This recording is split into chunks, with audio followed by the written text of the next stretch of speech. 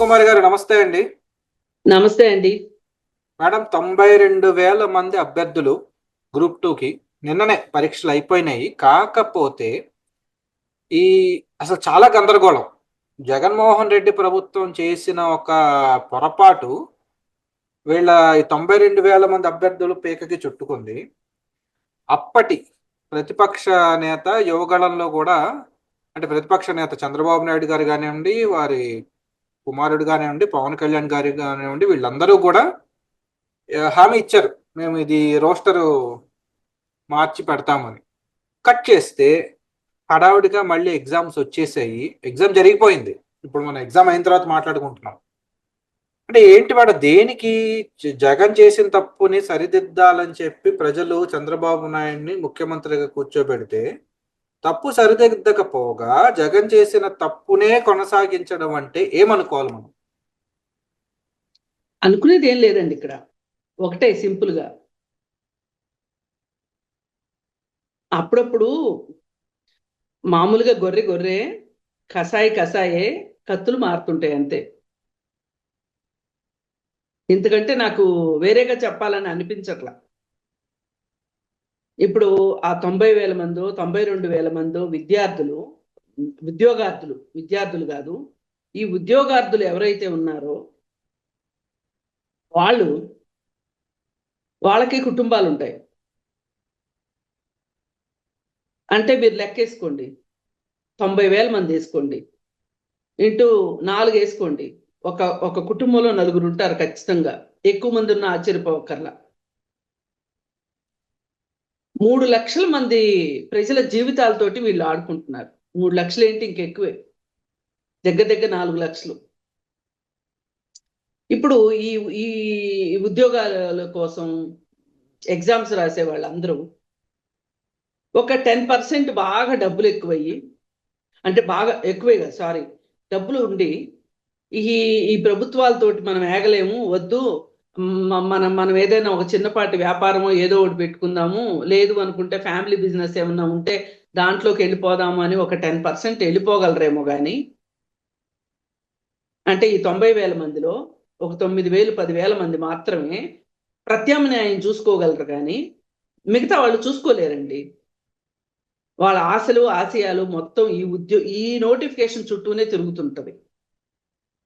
అదే ఏదో చెప్తారు కదా, ఆశలు తీరని వ్యక్తి చనిపోతే ఆత్మ అక్కడక్కడే తిరుగుద్ది అంటారే, ఆ విధంగా వీళ్ళు అక్కడక్కడే తిరుగుతుంటారు.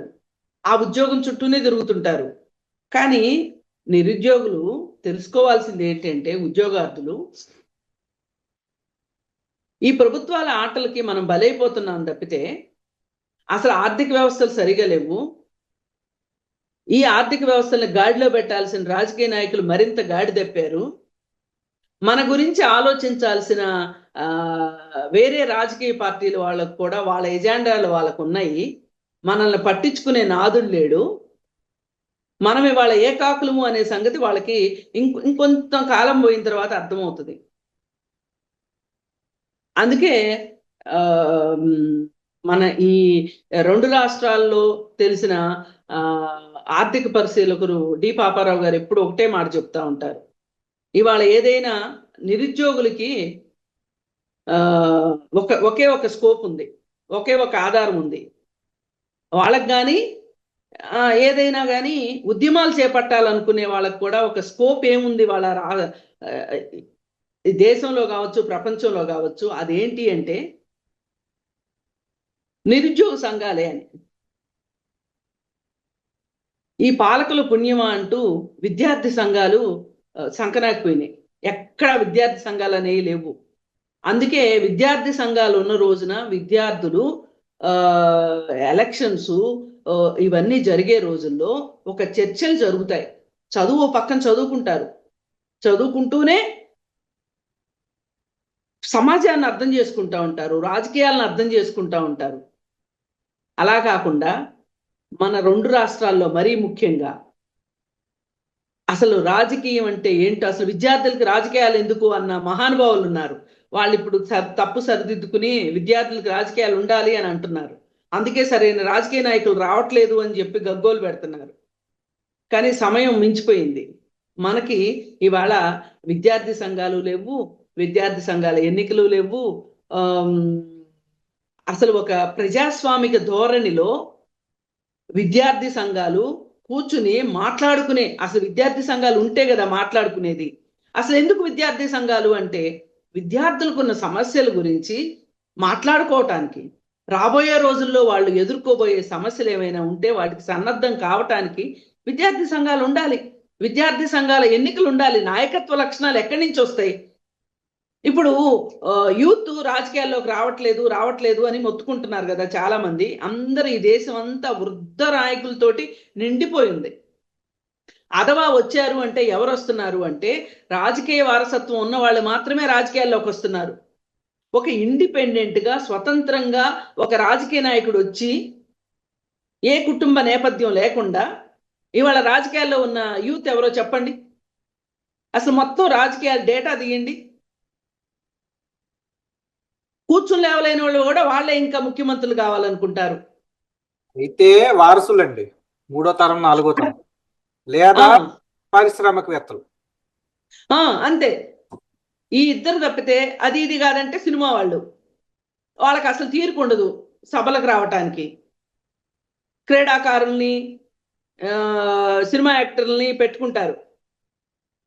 నాకు తెలిసి ఒక సినిమా యాక్టరు మాట్లాడుతుంది దిగువ సభలో అంటే జయా బచ్చన్ ఒకటి. ఎగువ సభలో మాట్లాడుతున్నారంటే, పార్లమెంట్లో మాట్లాడుతుంది అంటే ఆమె మహారాష్ట్ర సినిమా యాక్టర్, పేరు గుర్తు రావట్లేదు. ఆవిడ అనర్గళంగా మాట్లాడగలుగుతున్నారు వీళ్ళు, పార్టీలు ఏమన్నా కానివ్వండి. కాదండి, అసలు మన రాష్ట్రంలో ఏం మాట్లాడుతున్నారండి? సినిమా యాక్టర్లు ఉన్నారు కదా సభలో, ఒక చిరంజీవి గారు కానివ్వండి, పవన్ కళ్యాణ్ గారు కానివ్వండి, ఇప్పుడు బాలకృష్ణ గారు కానివ్వండి, సభలో ప్రజా సమస్యలు ఏమి లేవనెత్తారు వీళ్ళు. అసలు వీళ్ళకి తీరిక లేదండి. సభలకు వస్తే కదా అసలు ప్రజా సమస్యలు ఏమైనా తెలుసా వీళ్ళకి? అసలు ప్రజలతో కాంటాక్ట్ ఉంటే కదా వీళ్ళు ఎలా ఎన్నికవుతున్నారు అంటే వాళ్ళకున్న ఒక ప్రజాబాహుళ్యంలో ఉన్న అపారమైన ఏమంటారు ఒక గ్లామర్ని బట్టి వీళ్ళు ఎన్నికవుతున్నారు తప్పితే నికార్సైన రాజకీయాలు చేసో రాజకీయ అనుభవంతోటో రావట్లేదు. వీళ్ళు ఏం మాట్లాడుతున్నారు అసలు సభల్లో, చట్టసభల్లో వీళ్ళు ఏం మాట్లాడుతున్నారు? అసలు వీళ్ళు ఎందుకండి 2 బండ్లు 3 బండ్లు మీద సవారీ ఎందుకు చేస్తున్నారు? నాకు సినిమాలు ఉన్నాయి, నేను షూటింగులు చేసుకుంటా అనే పద్ధతిలోనే ఉన్నారు వాళ్ళ ఇద్దరు నటులు, బాలకృష్ణ గారు కావచ్చు, పవన్ కళ్యాణ్ గారు కావచ్చు.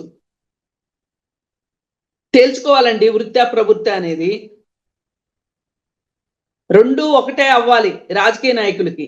2 ఒకటే అయినప్పుడు మాత్రమే వాళ్ళు న్యాయం చేయగలుగుతారు వాళ్ళ ప్రజలకి. వాళ్ళు ఇంకొకటి ఉందండి, అందరూ కొంతమంది మేధావులు ఎన్టీఆర్ చేయలేదా, ఎన్టీఆర్ గారు సినిమాలు రాజకీయాలు చేయలేదా, ఎన్టీఆర్ గారు ఎన్ని సినిమాలు చేశారు, ఎప్పుడు చేశారు?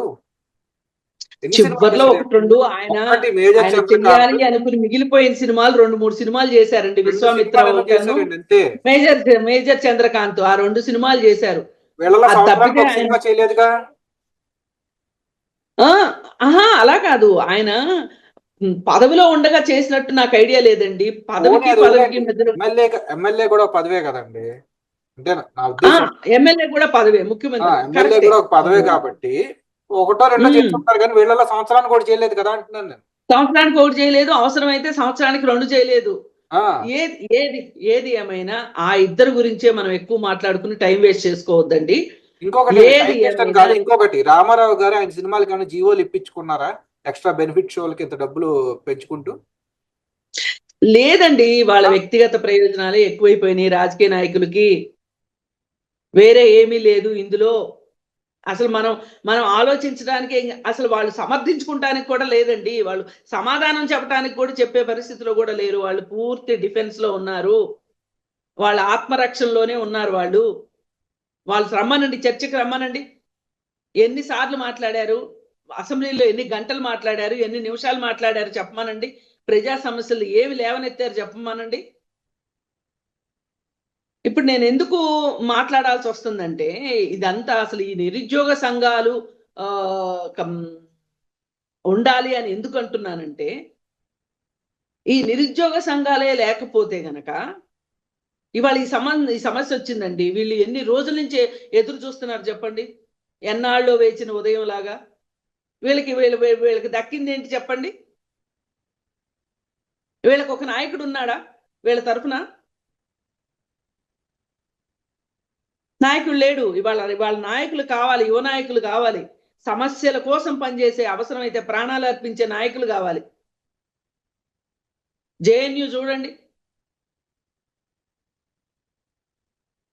కన్నయ్య కుమార్ లాంటి జాతీయ అంతర్జాతీయ విషయాల మీద అవగాహన ఉన్న విద్యార్థి సంఘ నాయకుడు.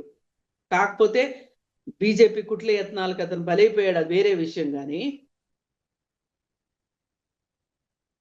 ఎందుకు రాష్ట్రానికి ఒక నాయకుడు ఎందుకు తయారు కాలేడు అసలు?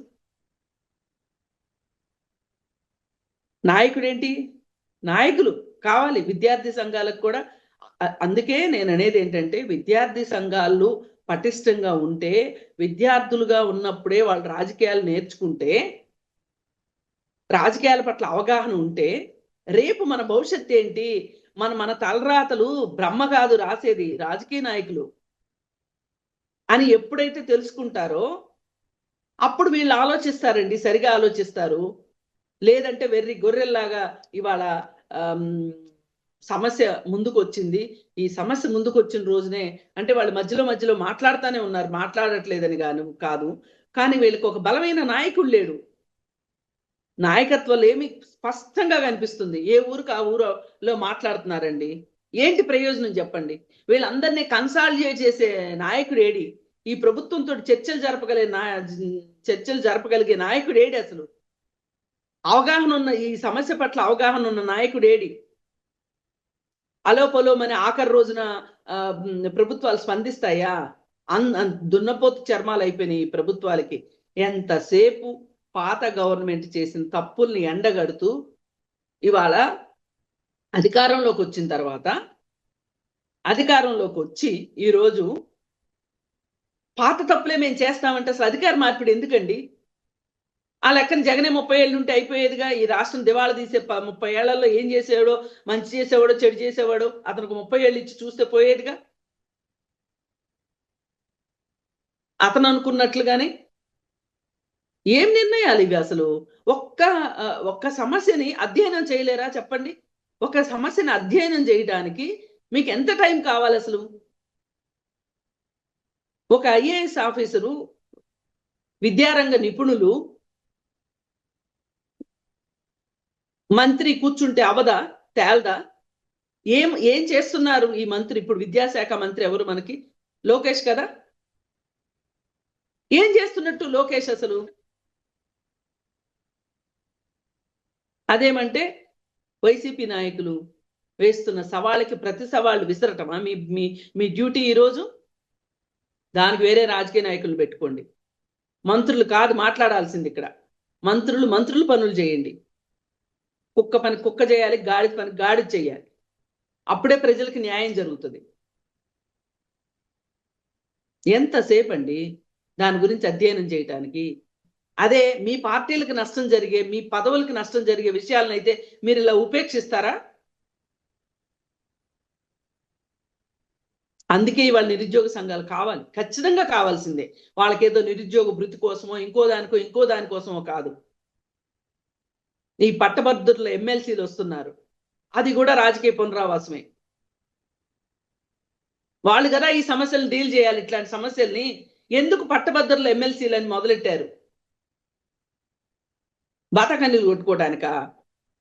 లేకపోతే మీకు ఎమ్మెల్సీలు అయిన తర్వాత, ఇప్పుడు ఎమ్మెల్సీగా ఉన్నప్పుడు జీతం తీసుకుని ఎమ్మెల్సీ అయిపోయాక పెన్షన్ తీసుకోవడానికా?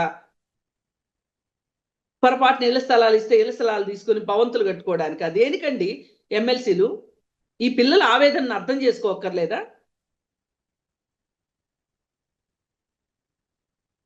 ప్రతిపక్షాలని లేకుండా చేసి, ఈ పార్టీ ఆ పార్టీ అని కాదండి, చాలా అసహనంగా అనిపిస్తుంది చూస్తుంటే. ఇప్పుడు చూడండి, ఒకళ్ళని చూసి ఒకళ్ళైనా బుద్ధి తెచ్చుకోవాలి. మొన్న ఇక్కడ కులగణం జరిగింది తెలంగాణలో. జరిగితే ఆ కులగణం సరిగా లేదు అని చెప్పి మాట్లాడారు కొంతమంది. మాట్లాడితే దాన్ని కొంచెం ఎక్కువ చేసి మాట్లాడాడు తీన్మార్ మల్లన్న. మాలాంటి వాళ్ళం అందరం ఒకటే చెప్పాం, మీరు ఒక్కటే చెప్పండి, జరిగితే అవకతవకలు జరిగి ఉండొచ్చు. తీన్మార్ మల్లన్నకి చెప్పింది, ప్రభుత్వానికి కాదు, జరుగుండొచ్చు. మీరు డిమాండ్ చేయాల్సింది ఏంటి? కులగణన సరిగా జరగలేదు, మళ్ళీ సర్వే చేయండి అని అడగండి. ఏం కొంపలంటూ పోతాయి? కొంపలంటూ పోవు కదా. కులగణన సరిగా జరగకపోవటానికి రెడ్డి ముఖ్యమంత్రి ఉండటానికి సంబంధం ఏంటి చెప్పండి? రెడ్డి ముఖ్యమంత్రి ఉంటే ఉన్నంత మాత్రాన కులగణన సరిగా చేయకూడదని ఎక్కడన్నా ఉందా? మనము రాజకీయ నాయకులం కావచ్చు, రాజకీయ విశ్లేషకులం కావచ్చు, సరైన డిమాండ్ని ప్రజల్లోకి తీసుకెళ్ళాలి. ప్రజలకి అర్థం కావాలి, ప్రభుత్వాలకి అర్థం కావాలి మనం చెప్పే మాట. ఇప్పుడు గవర్నమెంట్ ఏం చెప్పింది? మేమైతే బాగానే చేశాం, బాగా జరగలేదు అని అంటున్నారు కదా. ఓకే, మళ్ళీ గడువు ఇచ్చాం. ఎవరైనా కులగణనలో పాల్గొన్న వాళ్ళు ఉంటే గనక స్వచ్ఛందంగా పాల్గొనండి అని చెప్పి ఒక ఆప్షన్ ఇచ్చారు, అయిపోయింది. ఈ మాత్రం వివేచన లేకపోతే ఎట్లా? మీరు రాజకీయ నాయకులు ఎట్లా అవుతారు? మీరు 360 డిగ్రీస్ చూసుకోవక్కర్లేదా? మాకు 2 కళ్ళు ఉంటే చాలండి, మీకు తల చుట్టూ కళ్ళు ఉండాలి, 1000 కళ్ళతో చూసుకోవాలి. మీరు చూసుకోలేకపోతే మీ కింద వాళ్ళతో చూపించుకోగలగాలి. ఏమి పాదయాత్రలు చేసి ఏం చేశారు మీరు? అసలు ఏం కనుక్కున్నారు మీరు? అసలు ఈ పిల్లలు రోడ్డును పడ్డారు, ఏంటి బాబు మీ సమస్య ఏంటి అని చెప్పి పిలిచి కూర్చోబెట్టి మాట్లాడాలి కదా. ప్రతి జిల్లా నుంచి ఒక నాయకుడు, 2 నాయకులు మీరు రండి, కూర్చుందాం, మాట్లాడదాం అని అనాలి కదా. ఇది కదా నిజమైన ప్రజాస్వామ్యం.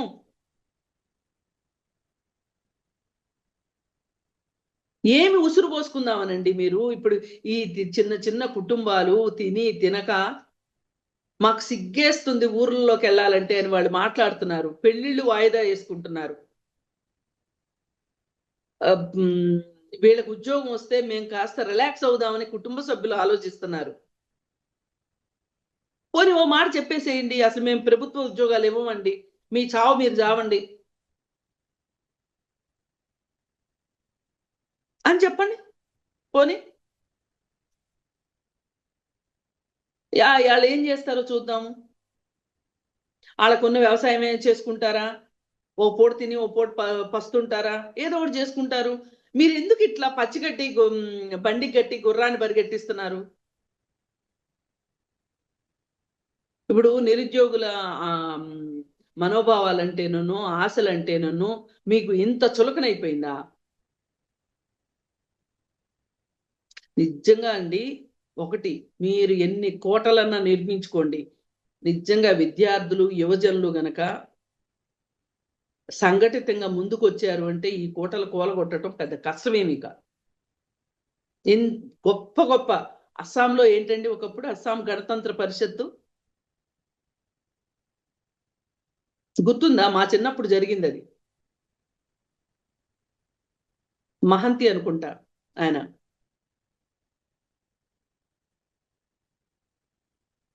రాజకీయ నాయకులు మొత్తం, కురు వృద్ధులు మొత్తం సలాం కొట్టాల్సిన పరిస్థితి వచ్చింది, అతను ముఖ్యమంత్రిగా చేశాడు.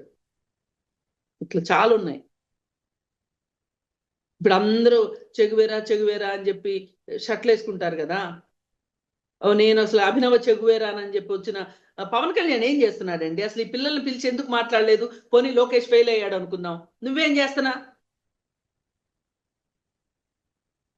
సనాతన ధర్మం చింతకాయలు రాలగొడుతున్నావా? మంత్రాలు రాసి మా మంత్రాలకు చింతకాయలు రాలగొడదాం అనుకుంటున్నావా? నాకు అర్థం కాదు. అన్ని ముఖ్యమంత్రి చూసుకోవాలంటే అవదండి, మంత్రులు ఉంది ఎందుకు? మీ పని మీరు చేయటానికి. ఈ ఒక్క చిన్న పని చేయని కాడికి ఎందుకండి మీకు మంత్రి పదవులు, జెడ్ కేటగిరీలు, మీరు వస్తుంటే ఎస్కార్ట్లు, బుగ్గ కార్లు, నానా హడావుడి, ఇదంతా అవసరమా మీకు? ఒక్కటే, నేను ఈ నిరుద్యోగ యువతకు కూడా నేను మరి వాళ్ళకి ఎంతవరకు ఈ సందేశం వెళ్తుందో, అంటే ఈ మెసేజ్ వెళ్తుందో లేదో నాకు తెలియదు, కానీ సందేశాలు ఇచ్చేంత గొప్పదాన్ని కాదు నేను. ఈ మెసేజ్ వెళ్తుందో తెలియదు, కానీ మీరు రోజు రోడ్డు మీద ఉండండి. మేడం, అన్ఫార్చునేట్ థింగ్ ఏంటో తెలుసా ఇక్కడ? ఆ, రాష్ట్ర విద్యాశాఖ మంత్రి నారా లోకేష్ గారు, అవును, ఆయనకి ఇది నిజంగా ఒక ఫెయిల్యూర్ కింద ఉంటుంది. ఖచ్చితంగా ఖచ్చితంగా అండి, ఖచ్చితంగా ఫెయిల్యూరే. ఇప్పుడు చూడండి, నేను ఒక ఎగ్జాంపుల్ చెప్తా మీకు. రేపొద్దున పెళ్లి, ఈ రోజు అర్ధరాత్రి నుంచి ఆ పెళ్లి కూతురు ఆలోచిస్తుంది గత అనుభవాల దృష్ట్యా అతనితో పెళ్లికిను ఎంగేజ్మెంట్ కి మధ్యలో ఉన్న గ్యాప్లో అతని బిహేవియర్ గురించి ఆలోచించింది. రేపొద్దునంటూ తాళి కట్టించుకున్నాను అంటే, తాళి కట్టించుకున్నాక బయటికి రావటం చాలా కష్టం. ఆలోచించి తెల్లవారుజామున ఇంట్లో వాళ్ళకి చెప్పింది, నేను ఈ పెళ్లి చేసుకోను. ఒకటే చెప్పింది వాళ్ళకి, నేను ఈ పెళ్లి చేసుకుంటే నా జీవితం ఎలా ఉంటుందో మీరు ఊహించలేరు, నేను ఊహించగలుగుతున్నాను. దయచేసి ఈ పెళ్లి ఆఫ్ చేయండి అని. అది చిన్న చితక కుటుంబం కాదు, ఏదో ఒక ఊరు స్థాయిలో జరుగుతున్న పెళ్లి కాదు. అంటే నేను గొప్ప కోసం చెప్పట్లేదు. మరి చాలా పరువులు మర్యాదలు అన్నీ పోతాయని తెలుసు, భవిష్యత్తు ఏమవుతుందో తెలియదు, ఇంత జరిగిన తర్వాత మళ్ళీ పెళ్ళి అవుతుందో లేదో తెలియదు. అయినప్పటికీ ఆ అమ్మాయి చెప్పింది కాబట్టి ఆ కుటుంబ సభ్యులు ఆ అమ్మాయి మాట విని పెళ్లి రద్దు చేసుకున్నారు. ఒక్క అమ్మాయి జీవితం గురించి తల్లిదండ్రులు అంత ఆలోచించి ఒక నిర్ణయం తీసుకున్నప్పుడు 92,000 మంది కదా అభ్యర్థులు, వాళ్ళ జీవితాలు ఏం కావాలి? మేడం, 92,000 కుటుంబాలండి, అభ్యర్థులు ఏముంది? అదే ఇందాకే నేను చెప్పేశాను, 4 లక్షల మంది అని. 92,000 కుటుంబాలు ఇక్కడ. ఈ 92,000 మంది ఈవేళ రోడ్డును పడితే ఏంటి పరిస్థితి? అంటే దాదాపుగా 2 నియోజకవర్గాలు, 92,000 కుటుంబాలంటే. ఈ అభ్యర్థులకు నేను ఒకటే చెప్పదలుచుకున్నా, ఈ 92,000 మంది మీరు చదవటం ఆపేయండి ప్రస్తుతానికి, అధ్యయనం ఆపండి, ఏం కాదు. ఇది రద్దు అయ్యే వరకు మీ కోరికలు ఏవైతే ఉన్నాయో వాటిని ఆ సమస్య ఏదైతే ఉందో అది తీరే వరకు ఇవాళ ఈ ప్రపంచానికి ఉద్యమాలు తప్పితే ఏది మార్చలేదండి. మంచి మాటలు, మర్యాదలు, గౌరవాలు ఇవేవి పనిచేయవు. కర్రు గాల్చి వాత పెట్టాల్సిందే. అక్కడ ఇక్కడ ఆంధ్రాలో కావచ్చు, తెలంగాణలో కావచ్చు, మొన్న ఎలక్షన్స్ లో ప్రభుత్వాలు మారినాయి అంటే ఊరికే మారలేదండి. ఎవరెవరో గొంతు చించుకుంటే మారలా, ఒక నిశ్శబ్ద విప్లవం వచ్చింది 2 రాష్ట్రాల్లో. ఆ నిశ్శబ్ద విప్లవమే ప్రభుత్వాలు మారినాయి. మీకు కూడా ఏమన్నా సరదాగా ఉందేమో చెప్పండి. ప్రభుత్వాలు మార్పు, విద్యార్థుల జోలికి మట్టుకెళ్ళద్దు, వాళ్ళ జీవితాలతో ఆడుకోవద్దు, నిరుద్యోగులతో అస్సలు ఆడుకోవద్దు. అందుకనే ఖచ్చితంగా ఇది ఏదైతే ఈ రోస్టర్ విధానం ఏదైతే ఉందో దాన్ని ఖచ్చితంగా సరిచేయాల్సిందే. అన్నీ ఎలా ఉన్నాయంటే బండి ముందు ఎద్దులు వెనక అన్నట్లుంది. ఎద్దులు ముందు బండి వెనక ఉంటేనే అది ఏదైనా సఫలీకృతం అవుతుంది. మళ్ళీ అండి, విద్యార్థులకి యువజనులకి రాజకీయాలు అవసరమే. ఆ రాజకీయాలు లేనప్పుడు ఇలాగే జరుగుతుంది. రాజకీయ అవగాహన లేకపోతే ఏ మతానికో కులానికో లేదు సినిమా అభిమానాలకో వాళ్ళ ఎనర్జీ మొత్తం అక్కడే అయిపోతుంది. కానీ ఆ ఎనర్జీ వాళ్ళ జీవితాలకు ఉపయోగపడాలి, మీ జీవితాలకు కాదు ఉపయోగపడాల్సింది, మీ రాజకీయాల కోసం కాదు. అందుకని దయచేసి నేను ప్రభుత్వాలను ఏం కోరుకోవట్లేదండి. మీరు ఇలాగే ఉండండి. మీకు శాస్త్ర జరిగేది ఖచ్చితంగా జరుగుతుంది. నేను ఇప్పుడు చెప్పదలుచుకున్నది అయితే ఒకటే, నా మెసేజ్ ఒకటే వీళ్ళకి, మీరు పోరాటం చెయ్యండి, మీరు చెగువేరాలు కండి, తప్పులేదు, వివేకానందులు కండి, ప్రతి ఒక్కరిలోనూ ఉంటారండి.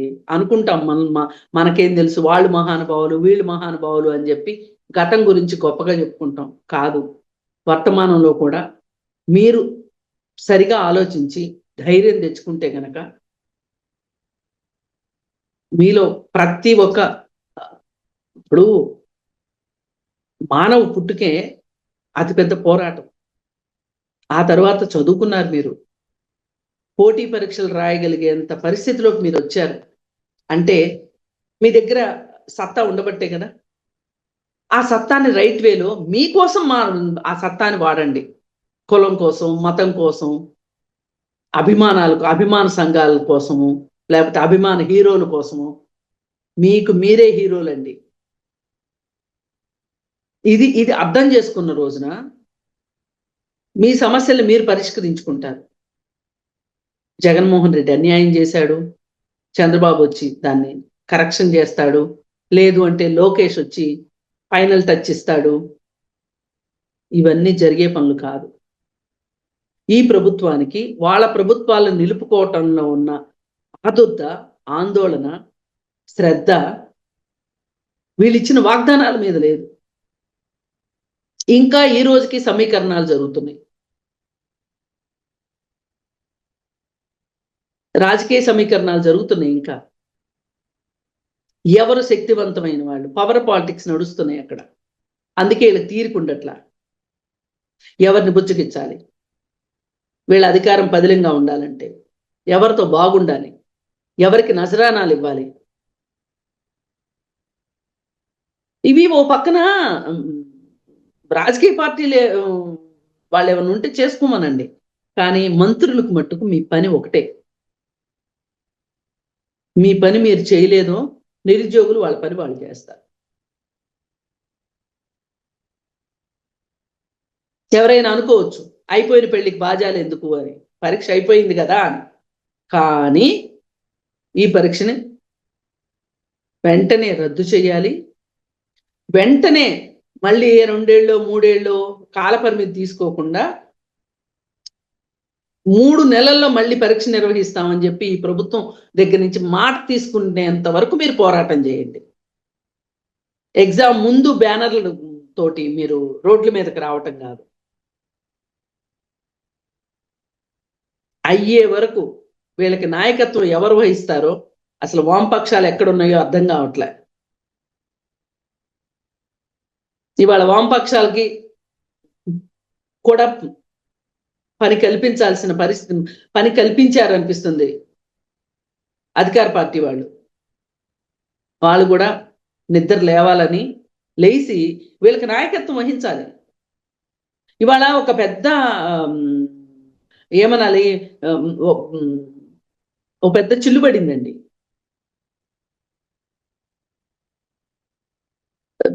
జగన్మోహన్ రెడ్డి పార్టీ, చంద్రబాబు నాయుడు పార్టీ, అధికారంలో ఉన్న పార్టీ ఏం తప్పులు చేస్తా వాటిని బట్టి మళ్ళీ అధికారానికి రావాలని ఎత్తులు పై ఎత్తులు ఆయన ఉన్నాడు. ఈయన అధికారాన్ని నిలబెట్టుకోవాలని ఈయన ఉన్నాడు. వీళ్ళకి భవిష్యత్తు కోసం లేదు, ప్రజల భవిష్యత్తు లేదు వీళ్ళకి. వీళ్ళ భవిష్యత్తు వీళ్ళు కావాలనుకుంటున్నారు. అందుకని చెప్పి దయచేసి నిరుద్యోగులారా, మీరు భయపడాల్సిన అవసరం లేదు. మీరు కలిసికట్టుగా ఉండి మీరు పోరాటం చెయ్యండి. పోరాటం చెయ్యందే ఏదీ సాధించలేదు. చరిత్ర చెప్తుంది, పోరాడితే పోయేదేమి లేదు, బానిస సంఖ్యలు తప్ప అన్నట్లు పోరాడితే పోయేది ఏమీ లేదు. విజయమో వేరే స్వర్గమో, పోరాటమే ఇవాళ మార్గం. రైట్, చూద్దాం మేడం. దేనికంటే ఇది లోకేష్ గారు ఆయన కెరియర్ లో కూడా ఇది ఒక బ్యాడ్ రిమార్క్ గా మిగిలిపోతుంది. వారు ఇది సరి చేసుకుంటారు 92,000 కుటుంబాలలో. నేను అసలు కాదండి, అసలు లోకేష్ గురించి చంద్రబాబు నాయుడు గారి గురించి, జగన్మోహన్ రెడ్డి గారి గురించి నేను మాట్లాడదలుచుకోలే. అసలు వాళ్ళే ఆలోచించే వాళ్ళైతే ఇవాళ ఈ పరిస్థితి ఎందుకు ఉంటుంది? వాళ్ళు ఆలోచించరు, నాకు నమ్మకం లేదు వాళ్ళ మీద. వాళ్ళు పని చేసేలాగా చేయించుకోవాల్సిన బాధ్యత మన మీద ఉంది. కడుపు కాలుతుంది మనకా వాళ్ళకా అండి? అవును. మనం మన హక్కుని మనం ఎందుకు వదులుకోవాలి? అవును మేడం. మన హక్కు కోసం మనం పోరాటం చేయాలి. ఇంతకంటే చెప్పడానికి ఏం లేదండి. Got it. ధన్యవాదాలు మేడం కృష్ణకుమార్ గారు. ధన్యవాదాలు.